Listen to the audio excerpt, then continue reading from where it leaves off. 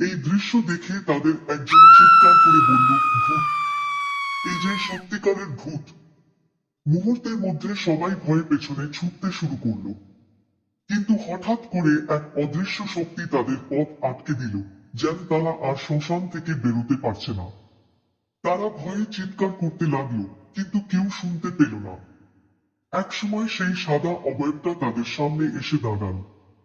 সে এক বয়স্ক মহিলার আকৃতি, চোখে ছিল লাল দীপ্তি, মুখে অদ্ভুত হাসি।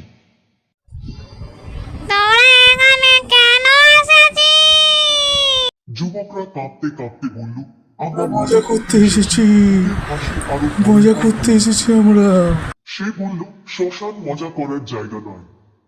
যারা এখানে আসে তাদের ফিরে যাওয়ার অধিকার থাকে না। তাদের বুক কেঁপে উঠল। হঠাৎ মোমবাতিগুলো নিভে গেল, চারপাশ আরো অন্ধকার হয়ে গেল।